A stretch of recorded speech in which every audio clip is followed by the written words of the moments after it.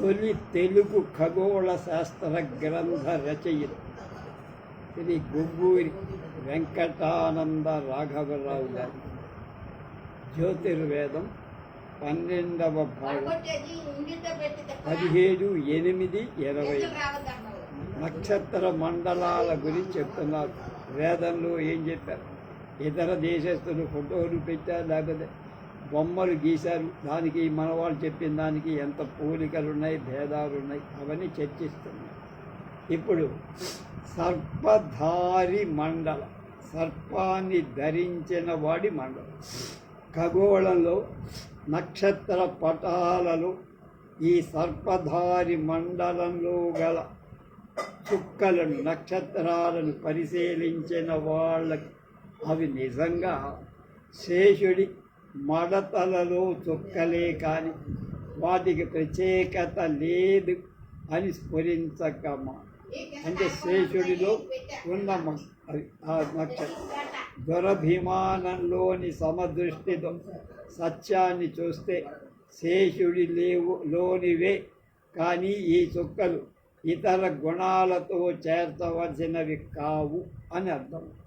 నక్షత్ర సమూహాన్ని సులభంగా గుర్తించడానికి సహాయపడి చిత్రపట గ్రంథకారులైన జేమ్స్ గాల్ జిఏఎల్ ద్వారా ఈ గ్రంథం యొక్క 20 పేజీలో సర్పధారి గుంపు చుక్కలు మొదట శేషమండలంలోనివే. శేషాహి అంటే శేషుడనే పాము యొక్క లిది వడలు ఇది అని నిరూపిస్తున్నాయి.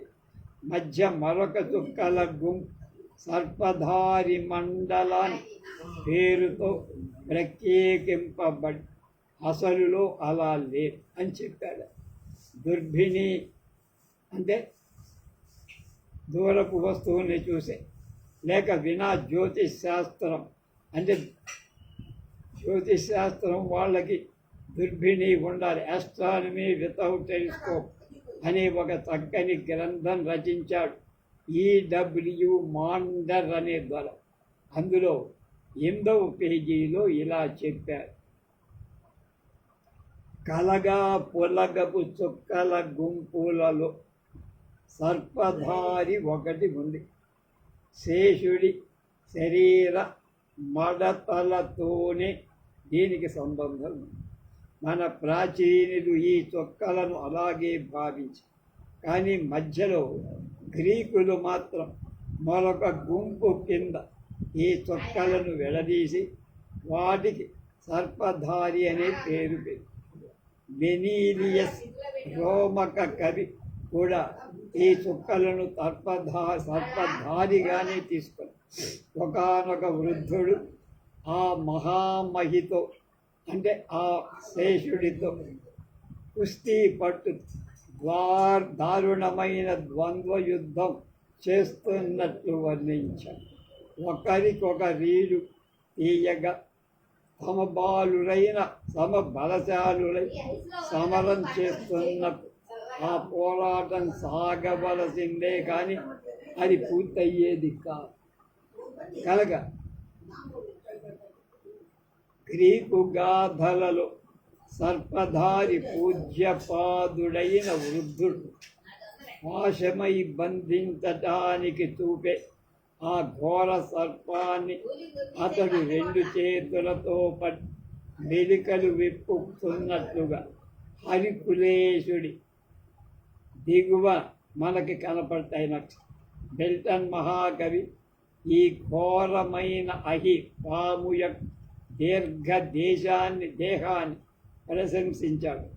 స్టేటియస్ అనే కవి చేసిన ఈ దిగువ వర్ణన మేరీ ప్రాక్టర్ అనే ఆమె రచించిన గ్రంథంలో చెప్పబడి జ్యోతిర్లోకంలో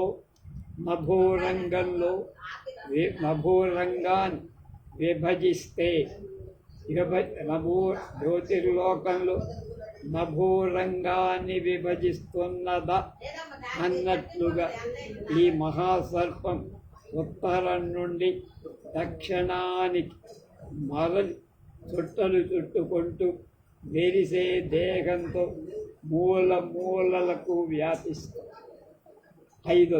విష్ణో పదే పరమే మధ్వ ఉత్సాహ గురు విక్రముడైన త్రివిక్రమ దేవుడు. తృతీయ విన్యస్త పదం ఈ సమీపంలో అంటే వామన పాదం. ఈ అక్షయ సుధలో మధుప్రాప్తి స్థానంలో విశ్వనేత్రం అనదగిన విష్ణుడి యొక్క పరమ పదం గుర్తు చేసుకోవటం ఇది ఒక చక్కటి ఆనవాలు. ఋగ్వేదం 1వ మండలం 154వ సూక్తం 45వ మంత్రంలో దీని గురించి ప్రస్తావన ఇదివరకే చెప్పుకో. అందులో మధు అక్షయంగా లభించే చోటు ఉన్నదని స్పష్టంగా తెలుపబడి తరగకుండా తేనె దొరకటానికి ఒక నుయ్యి ఉందనుకొని వ్యాఖ్యాతలు రాశారు. అక్కడ నూతులు గోతులు ఏం లేవురా, కానీ తెల్లగా తోచేటువంటి మత్స విభూతి బొట్టు లాంటి సూక్ష్మ తెలుపు ఛాయ ఒకటి స్థూల దృష్టికి మనకు కనపడు. అది ఒక తోక చుక్క అని భ్రాంతితో మెస్సయర్ అనే పరిశోధకుడు తన లెక్కలలో 13వ సంఖ్యగా నమోదు చేసి పరిశీలన చేసే సంగతి కూడా ముందే చెప్పుకోవాలి. అది ఎంత మాత్రం ఒక తోక చుక్క కాదు. అది విలియం హెర్షెల్ ద్వారా తన దుర్భిణీ యంత్రంతో చూసి అది ఒక తేజ పటం తీశారంటే దాని ఫోటోగ్రాఫ్ తీసి మధుప్రపూరితమైన చక్కని తేనె తెర అంటే తేనె చుట్టూ ఆ చిత్రాన్ని స్ఫురింపచేస్తారు. విష్ణు మండలం కెలకుల అంటే పక్కన ఉన్న తంగేటి జున్ను అని అనుకోవాలి. హెర్షల్ దొరగారి పాత టెలిస్కోపు కంటే బహుశక్తివంతమైన టెలిస్కోపు ఆ తర్వాత వచ్చాయి. వాటిలో కూడా చూస్తే తేజ పటలాలు అంటే ఫోటోగ్రాఫీలు తీశారు. అలాంటి చిత్రాలు సర్ జేమ్స్ ధర చక్కగా వర్ణించి రాసిన సంగతులు తెలిగించి మీకు అందిస్తాను. ఒక తేనె తొట్ట వాయుపథంలో స్థిరపడిందని భావిద్దాం. ఆ తొట్ట మధ్యలో మధుమక్షికాలు గడ్డ కట్టుకొని గోళాకారం దట్టమైన ముద్దలాగా ఆ ముద్ద చుట్టూ ఉన్న ఆవరణంలో తేనె తీగలు ఝుమ్మంటూ ఎగురు చుట్టూ పలుచపలచగా వ్యాపించి ఝంకారం చేస్తూ ఉండదు. అందొక్కొక్క తేనె తీగ ఒక్కొక్క చుక్క కింద మార్చినప్పుడు ఆ దృశ్యం ఎలా ఉంటుందో ఊహించాలి. అప్పుడు గుండ్రని తిత్తి చుక్కల గ్లోబ్ క్లస్టర్ అంటే ఏమో మనకు అర్థం. మధ్య సాంద్రతరమై అంటే దట్టంగా ఉన్న గుండ్రమైన చుక్కల గుంపు, దాని చుట్టూ కమ్ముకొన్న చుక్కల మధ్య కొంచెం ఎడంకన ఇంత చక్కటి చుక్కల గుత్తి ఖగోళపు ఉత్తరార్ధంలో మరొకటెక్కడ మనకు. ఇవి ఎంత దూరంలో ఉన్నాయి, ఎన్ని ఉంటే సరిగా చెప్పటం ఎవరి తరం సాధ్యం కాదు. కానీ ఒక తేజ పటంలో 5,000 చుక్కలకు పైగా ఇందులో లెక్కలు వేశారు. ఫోటోగ్రాఫుకు చిక్కనివి ఇంకా ఎన్నో. కాగా ఏమో మన సూర్యుడి వెలుగు వలన మనకు లభించే వెలుగు కంటే 25 లక్షల రెట్ల ఎక్కువ వెలుగు ఈ చుక్కల గుత్తి నుండి వస్తోందని వైజ్ఞానికులు సైంటిస్టులు లెక్కేశారు. 1 సెకండు కాలంలో 1,86,000 పైచిల్లర మైళ్ళ వేగంతో పోయే వెలుగు అక్కడి నుండి వచ్చి 33,000 సంవత్సరాల కాని భూగోళంకి చేరదు. అక్కడ ఇవాళ బయలుదేరితే ఆ వెలుగు 33,000 సంవత్సరాల కానీ మన భూమికి చేరదు అంత దూరంలో. చేరినప్పుడు ఆ గుంపు ఒక చిన్న మచ్చ, తెల్లగా విభూతి బొట్టు మాత్రంగా మనం చూస్తాం. జీన్స్ దొరగా ఈ చుక్కల గుంపులు మధుమక్షికాలతో తేనెటీగల ఉన్నటువంటి తేనె పట్టుతో అంటే ఊర్చడం కళ్ళకు కట్టినట్టు. ఎందుకంటే ఏమిటంటే విష్ణో పదే పరమే మధ్వా ఉత్సాహ అని గొప్ప వేద మంత్రాన్ని అర్ధ తాత్పర్య చిత్రపట సహితమై దివ్యమైన వ్యాఖ్యానం ఈ దొరగారి వల్ల మనకి లభించింది. వేదమంత్ర ద్రష్ట యొక్క మనోనేత్రాన్ని కనపడి మధుమక్షిక సాదృశ్యమే జీన్స్ దొరగారికి కూడా స్ఫురించడం. ఆ ఉపమానాన్ని విపులీకరించి ఆ దొరగారు కుండ్రగుత్తి చుక్కల రూపాన్ని వివరించడం మనకి చాలా ఆనందదాయకం.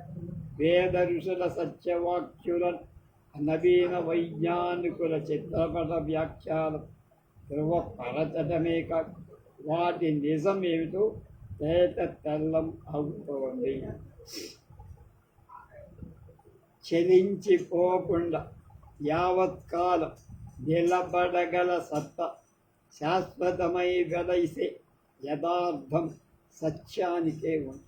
నిత్యమైంది సత్యం ఒకటి. దుర్బల మానవ నేత్రాలకు ఖగోళమంతా ఒక సుమారు 5,000 చుక్కలు కనపడగల. ఆ సంఖ్య గల చుక్కలు ఈ గుత్తిలోనే కలవు అని లెక్కల వల్ల ఇందాక చెప్పుకోవాలి. ఎంత ఆశ్చర్యం! కంటితో చూసి చెప్పింది ఇవాళ టెలిస్కోప్తో చూసి చెప్పదు నిజమైంది. ఈ గుత్తిని గురించి జేమ్స్ BAIKI దొరగారు వ్రాసిన ప్రశస్తి వాక్యాలు మీకు చెప్తాను. మహాపరిమాణయుతాలై తారా సముదాయ వేన కుబేర్ ఒక్కచోట గోళాకారంలో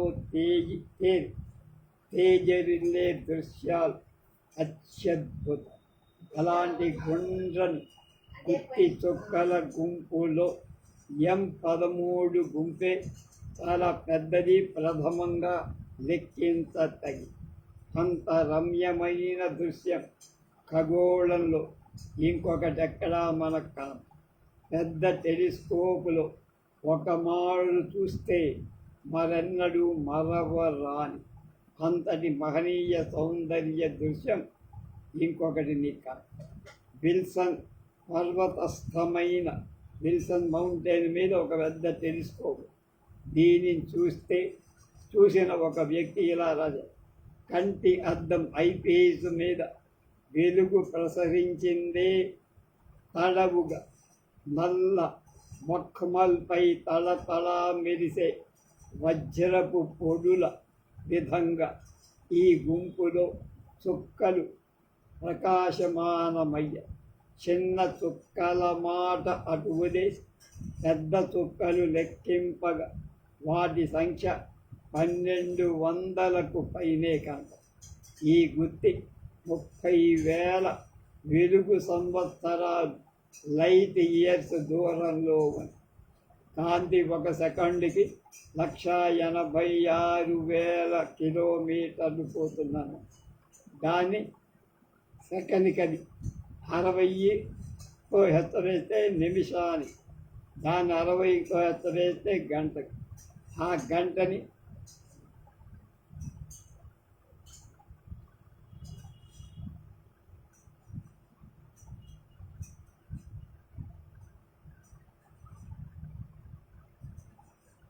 లెక్కేసుకుంటూ పోతే 360 ఒక రోజుకు కావాలంటే 24 పెట్టి హెచ్చరేసి అది ఒక రోజు. ఒక రోజుకు వస్తే ఒక సంవత్సరానికి కావాలంటే ఆ వచ్చిన దాన్ని 365 పెట్టి హెచ్చరేస్తే ఎంత పెద్ద సంఖ్య. అలాంటి దాన్ని లైట్ ఇయర్. ఆ లైట్ ఇయర్ ఎంత ఉంది ఇప్పుడు?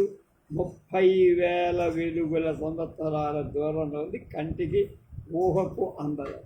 అలాంటి జ్యోతిశాస్త్ర అర్థంలో వేదమంత్ర ద్రష్ట అయినటువంటి మధుమక్షికంతో ఉపమించి మనోజ్ఞ నక్షత్ర సమూహంతో గోళాకారం ఏర్పడిన గుంపును చెప్పారు. కథ ఉపనిషత్తులో 11:2-4 తద్యథామక్షికా మధుకర అనే ప్రశంస ఈ విష్ణుడి పరమ పదాన్ని స్మరించే సందర్భం ఖగోళ అర్థం మరచి తర్వాత గ్రంథంలో మధువును క్రోలే తేనెటీగల ప్రశంస మాత్రం తరచుగా కనపడుతుంది.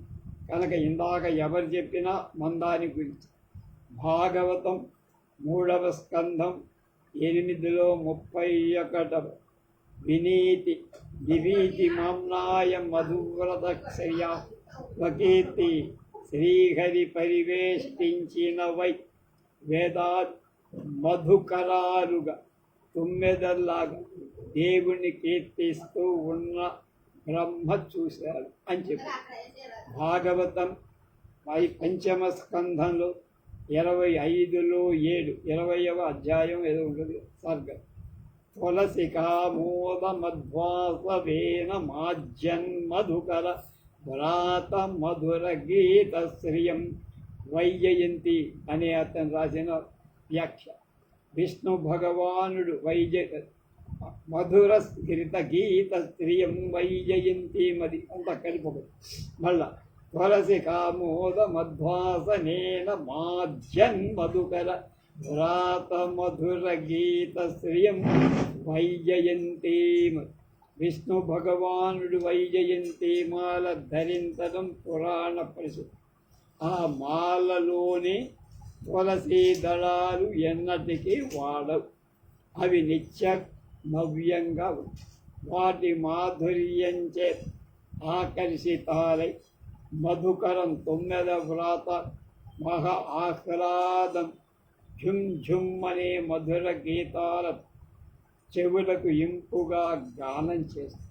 అలాంటి 9తో కూడి ఉన్న వైజయంతిమాల శ్రీకృష్ణుడు విష్ణు భగవానుడు ధరించి. ఇక మగుడం పడమటి దేశం జ్యోతిర్విధులు అంటే ఆస్ట్రోనామర్స్ అంటారు. ఈ నక్షత్ర సముదాయానికి కొరోనా బొరియాలిస్ CORONA కొరోనా బొరియాలిస్ BOREALIS అని పేరు పెట్టి ఈ మాటకు ఉత్తర మకుటం అంటే కిరీటం అని అర్థం. ఖగోళంలో నక్షత్ర రూపంలో మన కరోనా అంటే ఇటీవల 2019 నుంచి అర్థాలు మారిపోయినాయి. కనుక ఖగోళంలో నక్షత్ర రూపంలో వెలసే కిరీటాలు 2 ఉన్నాయి. నక్షత్రాలు కిరీట రూపం. ఒకటి ఉత్తరార్ధగోళంలో, అదే ఈ మకుడు. రెండవది దక్షిణార్ధగోళంలో, దానికి కరోనా ఆస్ట్రేలియస్ దక్షిణ మకుటం అని పేరు. మనం ఇప్పుడు చర్చించి తెలుసుకోవలసింది ఈ దక్షిణ మకుటం కాదు, అది చరిదేశం.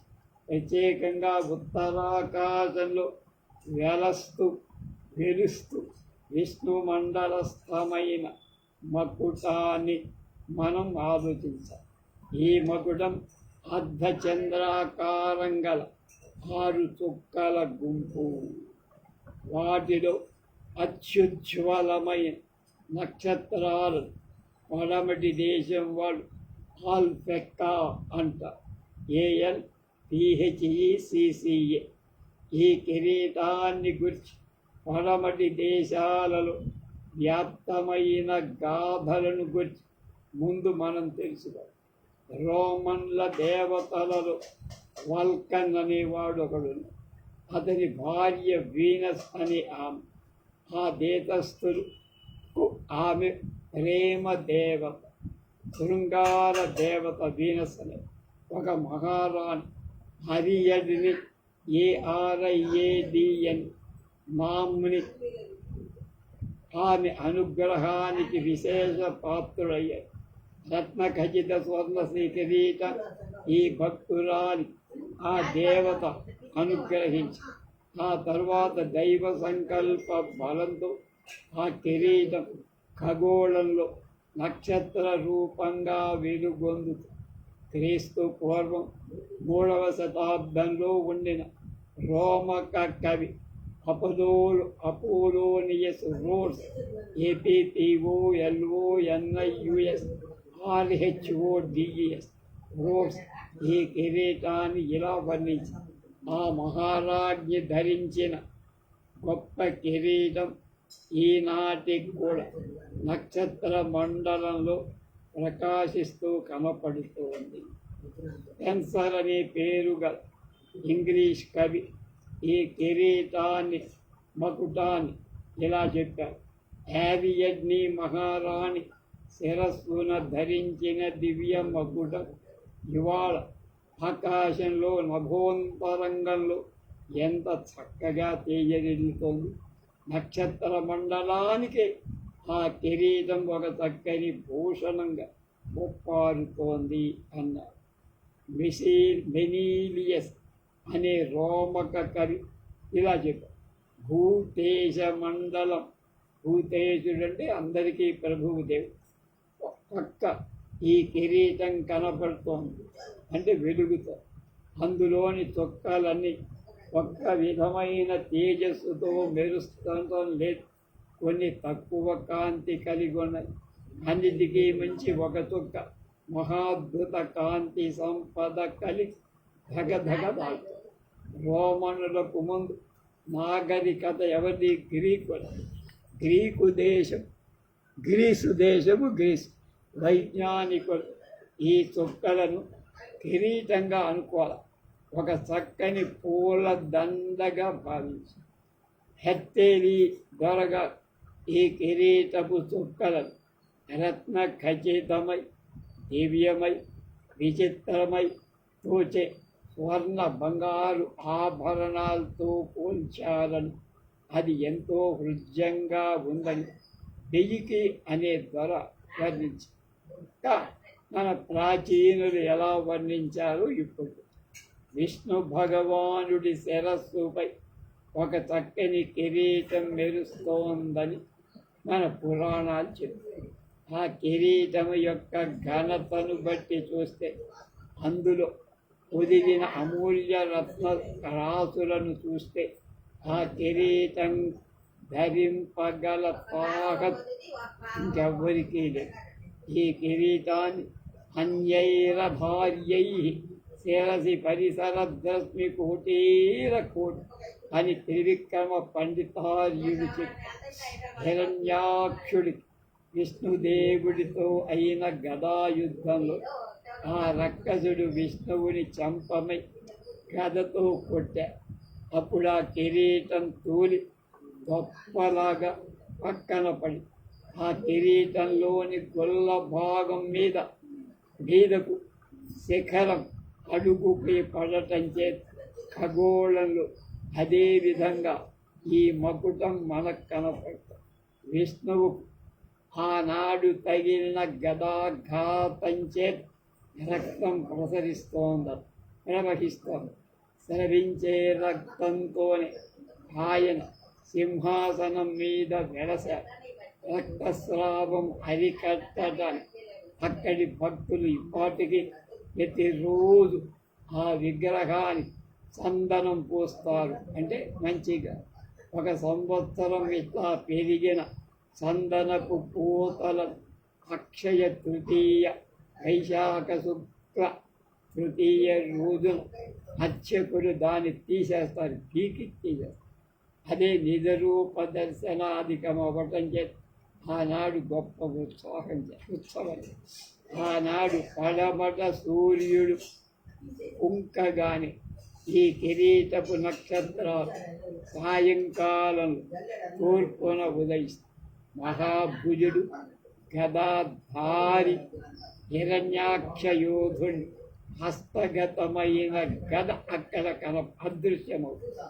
ఈ ఖగోళ నాటకాన్ని అనుసరించే అక్షయ తృతీయ ఉత్సవం జరిగిందయ్యా. హిరణ్యాక్షుడి చేత ఇలా వచ్చి అంటే బాధపడి తర్వాత సంహరించిన యజ్ఞవరాహమూర్తిని బ్రహ్మాదు భక్తితో స్తుతించిన భాగవతం చెబుతారు. బ్రహ్మను గూర్చి అతని పద్మాసనం, అతని చతుర్ముఖాలు, అతని సృష్టి క్రమం, అతని ముఖంలో వెలసేటువంటి వీణాపాని సరస్వతి గూర్చి, వాళ్ళ ఆసన పద్మాన్ని గూర్చి ఖగోళ సమన్వయం ఈ క్రింద చర్చించి తెలుసుకో. వీణామండలం ఈ లైర్ LYR. వీణ అనేది ఒక సంగీత యంత్ర వాద్య విషయం. ఇందులో తంత్రులు వేళ్లతో మీటటాంతో పలికిస్తారు. వీణకు లాటిన్ భాషలో లైర LYR, ఇంగ్లీషులో లైర్ అంటారు. ఉత్తర ఖగోళంలో ఈ ప్రాంతంలో నక్షత్రాలు రూపం గల వీణ చాలా కాలంలోనే ప్రాచీనులు గుర్తు. దాన్ని గురించి ఎన్నెన్నో కథలు గాథలు వచ్చాయి. వీణల రూపం అనేక విధాలుగా ఏ ప్రాంతంలో ఎలాంటి వీణ వాడుకలో ఉంటుందో ఆ రూపం గల వీణ చిత్రాలని అక్కడి వాళ్ళు ఖగోళ దృశ్యంలో చిత్రించి గ్రంథస్థం చేస్తారు. ఇంగ్లీషు వారి వీణ రూపం త్రివిక్రమ చిత్రంలో హంసకు విష్ణువుకి మధ్య కనపడుతుంది. నక్షత్రాత్మకమైన ఈ వీణ ప్రశంసించేటప్పుడు మనం ఈ దిగువ రాసిన అంశాలు ఒక్కొక్కటిగా చర్చించి వివరాలు తెలుసుకోవాలి. అవేమిటి? తమ్మిపూరు వెలిమబ్బు, రింగ్ నెబ్యుల, 2 చతుర్ముఖ బ్రహ్మ, 3 వీణా సరస్సు, 4 అభిజిత్ నక్షత్రం, 5 మింటి హృద కాస్మిక్ హిస్ అంట, వాణి హిరణ్య గర్భల వాహనమైన రాజహంస 6వ. తమ్మిపూ వెలిమబ్బు మంత్రద్రష్టలైన వేద ఋషులకు దీహార ప్రావృతములు అలా మింతతోచే వెలుమబ్బుల గురించి విశ్వ జగత్ పరిణామ క్రమంలో వాటి ప్రాముఖ్యాన్ని గురించి బాగుగా తెలిసి ఉంటుందని మనం విశ్వ ఉత్పత్తి విధానంలో పరిశీలిస్తే ఈ వేదకు ఉత్తరాకాశంలో కనపడే తెల్ల మబ్బులలో ముఖ్యమైన ఈ తామర మబ్బును శ్రద్ధతో చూశారు. ఇటీవల మెస్సయ్యర్ కూడా ఈ మబ్బును జాగ్రత్తగా శోధించారు. అతడు తయారు చేసిన ఖగోళ దృశ్యం పట్టికలో ఈ మబ్బు 57వ నంబరుగా నమోదు చేశారు. దీని ఆకారం గుండ్రం అని అతనికి అనిపించింది. గుండ్రంగా ఉన్న వాటిని ఉంగరంతో పోల్చడం సామాన్యం కనుక దీనికి అతడు ఉంగరపు మబ్బు, రింగ్ నెబ్యులా అని పేరు. అప్పటి నుండి అదే పేరుతో లోకం కూడా గుర్తింది. మెస్సయ్య తరువాత జ్యోతిర్విద్యావిధులు చాలామంది శోధించి అనేక ఫోటోగ్రాఫులు తీశారు. ఈ చిత్రాలలో మొదటిది సర్ జాన్ హెర్షల్ ద్వారా తీసి 4 అంగుళాలు చిన్న టెలిస్కోపులో కనపడిన బొమ్మ అవటం చేత ఇంద్రుని గుండ్రని రూపంలో చిన్న చుక్కలు మాత్రం కనపడ్డాయి. తర్వాత ROSSE ప్రభు వారి పెద్ద టెలిస్కోపుతో కనపడిన చిత్రాలలో అంగుళీకారం కనపడలేదు. చిన్న టెలిస్కోపులో చూసినప్పుడు అందులోని మధ్య భాగం శ్యామలం వర్ణంలో నలుపు రంగులో రాసుగా పెద్ద టెలిస్కోపులో చూసినప్పుడు దీని మధ్య నలుపు ఉన్నట్లుగా కాక తెల్ల మబ్బులోని ద్రవ్యం పెద్ద చారలాగా మధ్య మధ్య కనపడటం చే దృశ్యం ఒకే రకంగా కాక మెరుపు కల తెలుపు చారలతో కూడినట్టు కనిపిస్తుంది. అలాగే ఈ దృశ్యపు వెలుపలి అంచులు మించి ఏవేవో పైకి తోసుకు వచ్చినట్టుగా కూడా కనపడు. ఈ మధ్య ప్లాస్కెట్ దొరగారు తీసిన తేజపటం అంటే బొమ్మ ఫోటోలో ప్రతిబింబంలో చూస్తే ఇందులో తేజస్ అంతా ఒకే విధంగా ప్రసరించింది అన్నట్టుగా లేదు. కొండని దృశ్యాలు అనేకాలు ఒకదానిపై ఒకటి ఎగిసుతున్నట్టుగా మూసి ఉన్నట్టు, ఒకదానిపై ఒకటి ఒడిసి కమ్ముకున్నట్టుగా మధ్య వ్యాసపు అంచుల దగ్గర ఈ ఉంగరం పల్చబడినట్టు లోపలి భాగపు మధ్యలో గొల్లగా తేజస్సు తక్కువగా మందంగా కూడా కానీ వెలుపలి అంచులు మాత్రం అంతకంటే తేజోవంతాలని చెప్పాలి. తేజోమయాలైన వాయు పదార్థం ఇందులో వ్యాపించి కనుక కాంతి విభాజక యంత్రాలలో ఈ మబ్బును పరిశీలిస్తే కాంతిమంతాలైన రేఖలతో కూడిన చిత్రవర్ణం కనపడుతుంది. కనుక తేజోమయాలైన వాయు పదార్థాలు ఇందు చేరి ఉన్నాయి అని నిశ్చయం చేశారు. ఉత్తరాంశాలను చర్చ ప్రారంభించక పూర్వం నవీన వైజ్ఞానికు సృష్టి పరిణామాన్ని గురించి అంటే ఎవల్యూషన్ గురించి చేసిన సిద్ధాంతాలు ఒక్కసారి మరిద్దాం. ప్రళయం, వ్యక్త అవ్యక్త అవస్థ, దాని తర్వాత చుక్కల మబ్బు, చుక్క, జంట చుక్కలు, అనేక చుక్కలు, గ్రహాలు. ఈ క్రమం మనస్సులో పెట్టుకొని శేషసాయి చిత్రాన్ని చూడండి. విష్ణు భగవానికి పద్మనాభుడనే పేరు. పద్మనాభుడంటే నాభిలో పద్మం. పడమటి ఉంగరంలా గుండ్రనైన ఆకారం గల వెలిమబ్బు, రింగ్ నెబ్యులా అని దీన్ని ఏది అంటున్నారో ఆ గుండ్రని వెలిమబ్బునే మనవాడు పద్మం అన్న. ఈ దృశ్యం ఉంగరం అనటం కంటే పద్మం అంతమే బాగా సరిపో. అండవృత్తాలు అట్లా పొడవు కలిగిన వ్యాసం కలవ అవటం చేత పొడవు మిగిలిన పొందమ్మిపు అని శ్రీనాథుడు చేసిన వర్ణన సరిపో. దీనికి ఉద్దండ పద్మాపత్రం అని కూడా శ్రీనాథుడు అన్నాడు. అంటే పెద్ద చక్రాకారం కల గుడు. దీన్ని గురించి ఋగ్వేదం ఏం చెప్తోంది? ఋగ్వేదం 10వ మండలం 82వ సూక్తం 5వ మంత్రం. పరో దివాపర ఏవ పృథివ్యా పరో దేవేభిరసురైర్యదస్తి తం సిద్వర్గం త్వం స్విద్గర్భం ప్రథమం దధ్ర ఆపో యత్ర దేవాః నను పశ్యంతి విశ్వే. 10వ మండలంలోని 82లో 6వ మంత్రం. తమిద్గర్భం ప్రథమం దధ్ర ఆపో యత్ర దేవాః సమగచ్చంతి విశ్వే. అజస్య నాభావజ్యేకమర్పితం యస్మిస్వాని భువనాని తస్తు. ఈ భూమి ఆకాశాల కంటే ముందు దేవతలు రాక్షసులు జన్మకు కూడా పూర్వం ప్రళయం అనేటువంటి నీటి మీద మొదట సృష్టి మొదలు అంకురించిన మూల బీజమేమిటి? దేవతలందరూ ఒక చోట ఎందుకు చేరారు, చూడబడ్డారు? దేవతలందరూ ఎక్కడ కూడారు?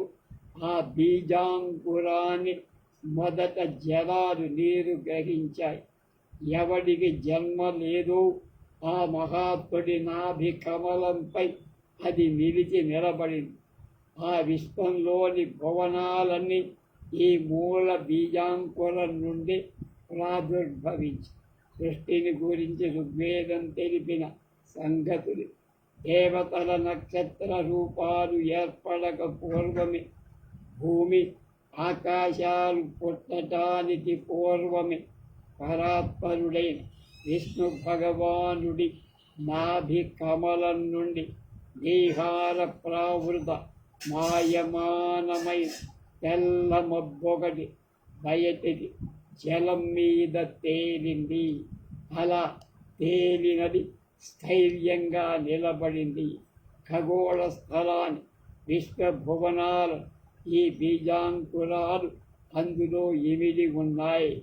తర్వాత పరిణామానికి లోనై చుక్క మబ్బుల నుండి నక్షత్రాలు, వాటి నుండి జంట చుక్కలు, వాటి నుండి ఇతర లోకాలు, గోళాలు, గ్రహ ఉపగ్రహ గ్రహకణ ధూమకేతు మహా ఉల్కాది ఒకదాని వెంబడి మరొకటి ఉత్పత్తి పొంది ఇటీవల మహాద్భుత యంత్ర సాధనాలకు అనేక కాలం కృషి చేసిన నవీన వైజ్ఞానికులు తెలుసుకోగలిగిన సృష్టి పరిణామ క్రమం ఏ సాధనాలు లేకుండా మహర్షులు ఆనాడు తెలుసుకోగలిగారని స్థాపించటానికి పై మంత్రాలని ప్రబల ప్రమాణాలు అన్నారు. రేపు ఎస్పెరాన్ లైర అనేటువంటి దాన్ని గురించి తెలుసుకో.